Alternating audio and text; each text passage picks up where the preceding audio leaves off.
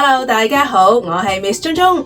2026年農曆新年係時候同大家拜個年，祝大家馬年行大運，身體健康，事事順利，同我哋一齊繼續享受郵輪嘅樂趣。其實郵輪嘅房間分別咧，唔係淨係得房型，內艙房其實係咪真係咁差嘅咧？咁海景房又啱邊一類型嘅乘客咧？將個陽台冚咗喺房間入邊，所以個空間感咧又再加闊咗。咁當你如果係真係唔小心遲到去到碼頭嘅話咧，郵輪公司係我唔識英文，可唔可以玩得開心呢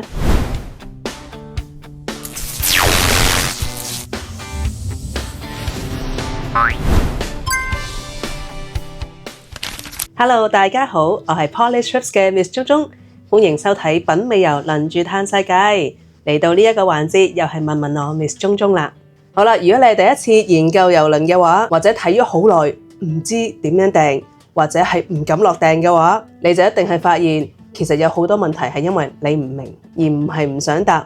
不過就好唔清楚究竟點樣訂係最好。所以今集呢，我就諗住一次過同你拆解4個最多人問嘅問題。等你聽完之後呢，就可以清楚知道究竟點樣去選擇你心水嘅郵輪啦。好啦，第一條問題最多人問嘅，郵輪房間點揀好呢？講到郵輪嘅房間，我想同大家講清楚，其實郵輪嘅房間分別咧，唔係淨係得房型。大家可能經常性都聽到啦，有內艙房、海景房、海景陽台房、套房。其實咧，呢一個只係咧其中一個系列嘅選擇。如果有機會上郵輪網站嘅時候咧，你會發現咧，同一個房型咧都有好多個價錢嘅分別嘅。究竟點解咧？其實喺房間唔同位置、唔同樓層出現個價錢都會有分別㗎。其實呢個分別咧，主要係嚟定究竟呢一個房間嘅位置配備同唔同樓層有幾影響你嘅舒適程度。好啦，先講一講內艙房。內艙房其實係咪真係咁差嘅咧？其實內艙房最大嘅分別咧，就當然係講緊冇窗冇陽台，主要就係冇自然光，完全係靠房間自己嘅 lighting 嚟控制光度。同埋一般內艙房咧，都會比起其他房型咧個 size 係細啲嘅，因為話晒呢一個系列咧，都係船上最平嘅一個系列，咁但係咧房間大小就唔係一個重點啦，所以尤其是咧呢一類型嘅房間咧，比較適合一啲咧短途嘅行程啦，或者係本身冇乜風景嘅地方，咁咧內艙房咧其實就係一個比較適合嘅選擇啦。咁而好多人咧亦都比較對光度比較敏感咧，其實選擇內艙房咧都係其中一個考慮嘅因素，因為內艙房冇自然光，所以日頭起身咧一定唔會怕曬醒嘅。由於呢一個房間系列咧係價錢上最低，但係可以享受到嘅船上設施，其實同其他房型咧分別不大，所以咧好多時候咧就好適合啲預算比較緊張，或者係想慳翻啲 budget 喺其他地方嘅乘客，咁就適合揀內艙房呢個系列啦。尤其是如果本身你嘅行程係好緊湊，每日都要落船，每日翻到嚟食個飯就瞓覺，其實房間嘅大小，甚至係房間嘅種類，其實對你嘅行程影響唔太大。好啦，嚟到第二類房型就係海景房。咁海景房又啱邊一類型嘅乘客呢？講到海景房，房間自然就會有個窗，雖然唔可以打開，但係可以睇到自然光，亦都可以望到室外嘅風景，所以咧就適合啲咧未必一定需要有露台嘅朋友。大家可以想象一下咧，其實好多酒店咧都係開唔到個窗，所以其實等同於海景房。如果咧你對啲比較密閉嘅空間比較敏感，但係又想咧個預算比較好啲，冇去到海景陽台房咁貴嘅話咧，呢一個系列咧就係一個好好嘅選擇啦。好啦，嚟到講下海景陽台房。點解咁多人揀呢？咁海景陽台房最大嘅分別呢，一嚟房間空間感比較大，有自己專屬嘅陽台，所以咧隨時吹下海風都有私人空間。甚至有啲最新穎嘅郵輪咧，將個陽台冚咗喺房間入邊，所以個空間感咧又再加闊咗。好多時去到郵輪嘅朋友仔特別中意海，所以有個私人陽台嘅話咧，隨時24小時中意望海都可以睇到，唔需要同人爭。尤其是去到啲極地嘅地方，或者係啲環境風景比較靚，隨時就可以睇到你個冰川啦，可以睇到海上嘅動物啦。呢個體驗咧係完全唔同嘅。所以如果中意咧比較慢活嘅朋友仔，亦都比較中意咧喺房間嘅時間比較多，其實海景陽台房咧就比較適合你啦。但係大家要注意一下，海景陽台房唔代表可以喺度食煙㗎。好啦，講到一個比較高級嘅系列，當然係套房啦。好啦，講到套房咧，除咗一般房間比較大之外咧，講緊服務上咧，亦都有啲唔同。通常咧都會係包括啲優先燈船啦、專屬嘅餐廳啦，甚至係私人管家服務啦，都會喺套房系列出現。咁就好適合咧一家大細啦。如果人多嘅話咧，亦都想可能幾個人一間房，空間咁大啲，咁套房咧就真係比較適合啦。或者係一啲紀念日啦，年紀比較大少少，需要多啲人去 take care，甚至係鍾意有品味嘅生活，需要多啲服務嘅朋友仔咧，咁套房系列咧就真係好適合你啦。同埋一般咧套房系列咧私人空間感會高啲，因為好多時咧套房咧都會有啲專屬嘅地方咧係俾翻呢一個系列嘅乘客去使用嘅，咁所以其他嘅乘客咧就唔會有機會嚟到呢啲 area 啦。鍾意 privacy 嘅朋友仔咧，套房咧就可以選擇得過啦。咁但係咧講到如果你真係第一次去乘搭郵輪嘅話咧，咁我又覺得未必一定要選擇套房系列。話晒你第一次嘅話，都應該體驗下由低至高。其實如果你話真係入長版，而你本身又係一個比較 premium 嘅乘客咧，其實海景陽台房都已經係一個好好嘅選擇啦。咁但係通常咧，一般喺郵輪上邊咧，套房呢個系列咧係最少房間嘅。一般如果真係想選擇套房嘅話咧，大家要分清楚啦，究竟你係中意邊一類型嘅套房？有啲咧係以大為主，有一啲系列咧係以服務為主。咁唔同郵輪咧，佢有唔同嘅包括內容，大家不妨去了解一下邊一個比較適合你啦。好啦，揀房間咧，除咗揀位置、揀樓層之外咧，大家仲要注意啦，同邊一個一齊去郵輪？因為如果你帶有小朋友啦，帶有長者嘅話咧，若然你需要雙連房咧，其實郵輪都好多呢一個系列嘅配套。不過咧，佢哋就唔係太多嘅房間可以選擇到，因為好多時咧呢一個系列嘅朋友仔好早已經訂㗎啦。咁真係如果要帶小朋友啦、帶長者啦，需要雙連嘅房咧，我就建議你提早預訂啦。大部分咧唔同嘅房型咧都會有雙連房嘅出現，不過咧通常一般咧最少房間嘅數量一般係海景房，除非你去一艘比較舊嘅郵輪咧，咁海景房就比較多啲啦。順帶提一提，大部分郵輪嘅房間咧最多都係只可以容納4個人。一般咧，如果你話要去到5個人、6個人，一係就套房系列或者雙連房啦。好啦，講到船嘅位置，究竟要點揀呢？究竟係應該選擇中間、船頭定係船尾？好多人咧都忽略呢一個重點。好啦，先講一講3個地方嘅分別先。一講到船中間咧，其實就係全艘船最穩定嘅地方，因為船咧係前後咁樣擺嘅。咁但係咧喺中間嘅位置咧係最少影響嘅，所以一般咧比較咧適合啲對雲浪比較敏感少少嘅朋友仔咧，船中間咧就係最好噶啦。咁船頭咧同船尾咧亦都有一個好大嘅分別嘅喎。船頭咧一般咧就係個視野比較開揚啦，咁但係咧係相對嚟講咧係全艘船咧喐動得最犀利嘅地方。咁所以咧係比較適合啲咧唔怕暈船浪嘅朋友仔去選擇船頭呢個位置。講到船尾啦。船尾咧一般咧就比較安靜，大部分咧啲餐廳咧就會喺船尾嗰度，所以如果中意食嘅你咧，咁揀船尾咧就方便好多啦，因為可能上上落落咧就已經即時去到你心目中想去嘅餐廳。但係相對嚟講，如果要去其他設施咧，行路嘅地方就會比較多啲啦。好啦，講到呢3個唔同 area 嘅分別，價錢當然係有分別啦。一般咧船中間咧相對嚟講係比較貴啲。船尾排第2，船頭最平，因為始終個遙感度比較高。同埋講到船頭咧，一般咧係比較多嘅就係娛樂嘅設施活動，所以船頭呢個位置咧係好方便咧去到唔同嘅娛樂場所，所以好適合啲咧比較活躍嘅你。好啦，講到樓層方面有冇大分別嘅咧？其實船咧咁多個樓層，我就唔係好建議去到頂樓啦，因為頂樓上邊一般都係游泳池、餐廳，甚至好多戶外設施，所以咧好多人咧會行嚟行去，點樣都會有機會咧影響到咧樓下嗰一層會比較嘈少少。所以如果中意寧靜嘅你咧，我就建議揀翻中間嘅樓層啦。咁但係你就問到啦，高樓層搖啲定係低樓層搖啲？其實分別唔係太大，只不過咧，如果你話真係要比較嘅，其實中間嘅樓層咧，比起頂樓係更加穩定。咁但係相對嚟講，有好多咧年紀大少少啦，甚至係小朋友嘅話咧，其實會建議選擇比較低樓層少少，因為方便去到唔同嘅餐廳啦，去到其他設施啦。上到頂樓嘅話，再搭 lift 上去，其實都好方便嘅。所以如果要瞓得好咧，大家記得要避開公共設施啦。好啦，重點講句，其實要玩得開心，唔一定要最豪華，係要揀一個最適合你嘅房間。嚟到第二條最多人問嘅問題，究竟上郵輪前應該幾時到達目的地好呢？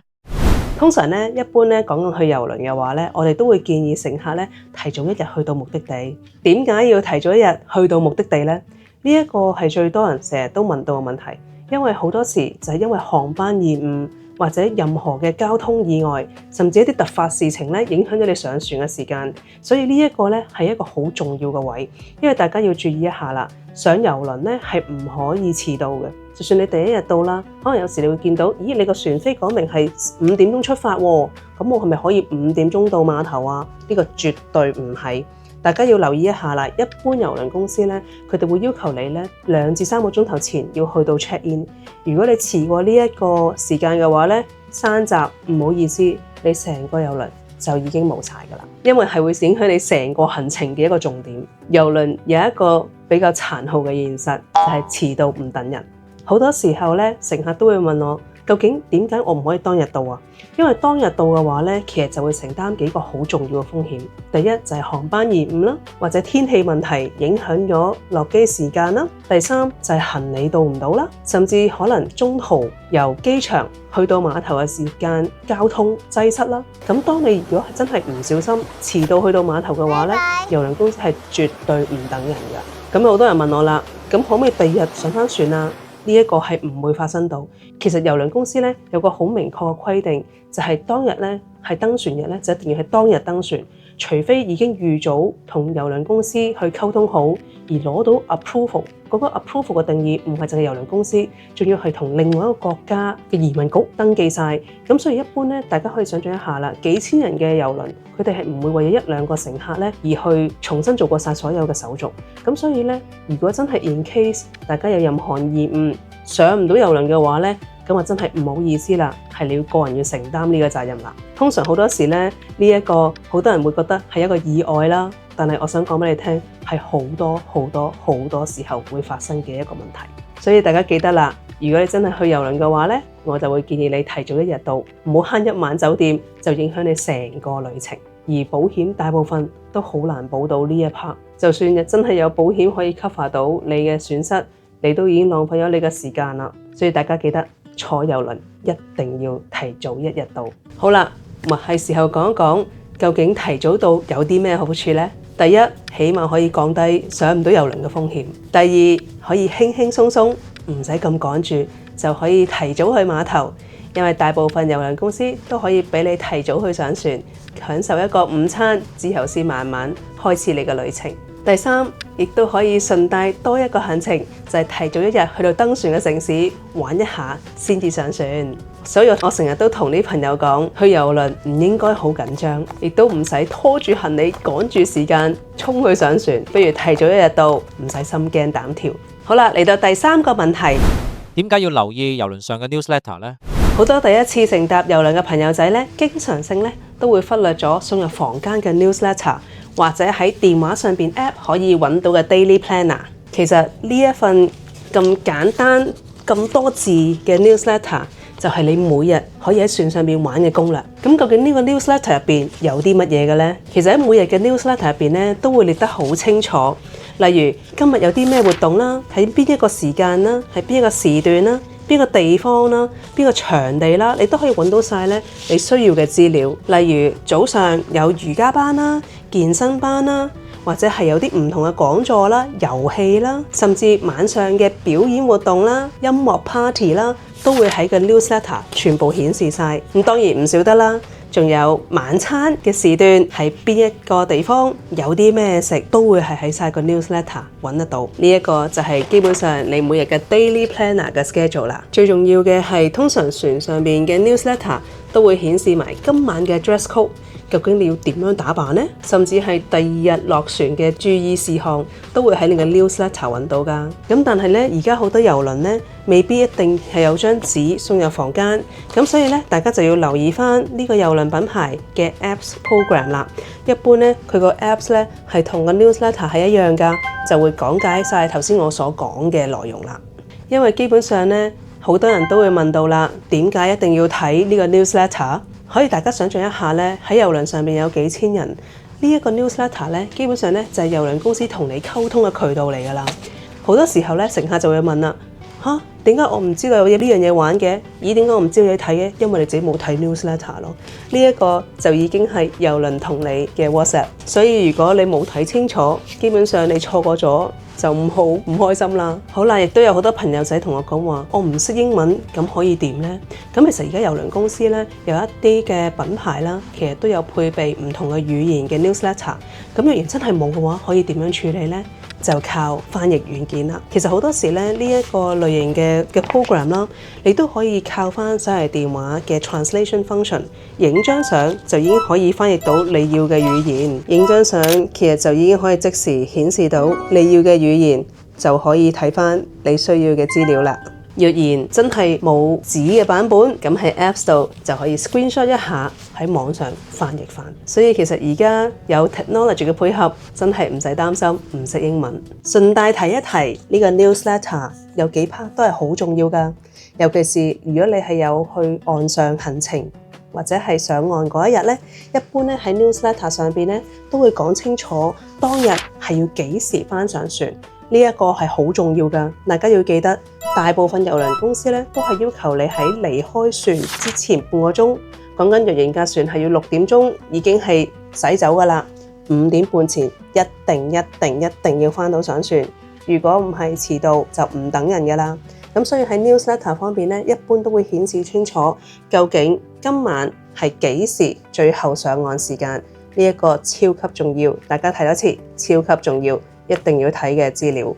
咁另外咧喺 newsletter 入邊咧，一般咧都會仲有一啲叫做 need to know， 就係大家需要知道嘅資料，包括係 emergency phone number， 有啲乜嘢嘅突發事要點樣聯絡移民局啦，或者係聯絡翻船公司啦，甚至可能係碼頭嘅地址啦。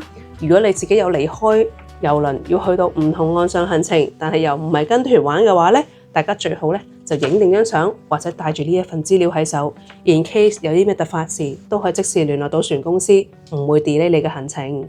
好啦，嚟到最後一條問題，亦都係最多人問嘅問題。郵輪上嘅語言問題點解決好呢？我唔識英文，可唔可以玩得開心呢？呢個問題我真係聽過無數次，但係我可以好肯定咁同大家講，而家搭郵輪語言一定唔係一個問題。好啦，講到要解決語言問題，我第一個建議就係一個最重要建議，就係大家記得唔好慳錢，喺船上邊必定買定上網服務，因為上到網就可以用手機嘅翻譯軟件。若然你話我真係唔想買上網服務喎，咁其實都有方法解決嘅，不過大家就要辛苦少少啦。好多郵輪嘅玩法咧，都係半自由行嘅玩法，去到嘅唔同嘅船上邊嘅活動咧，其實好多時候未必一定要用語言去溝通啦，亦都可以去 enjoy，例如去酒吧嘅 party 啦、睇 show 啦，呢啲根本上咧係語言唔需要一定要識英文先至可以去玩嘅活動。所以大家其實聽完我啱啱分享嘅4個要點，係咪聽完之後覺得郵輪其實冇咁複雜呢？既然覺得冇咁複雜，咁我就開心啦。如果你仲有啲咩問題想知想問，隨時可以歡迎聯絡我哋，幫你揀心水嘅航線，甚至你想帶一家大細去唔同嘅地方，有唔同嘅預算，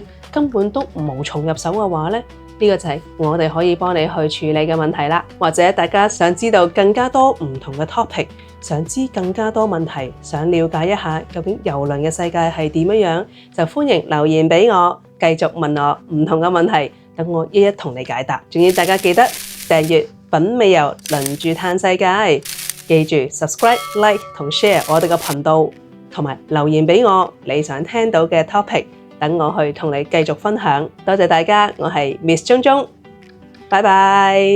睇完片係咪都好想即刻親身玩一轉呢？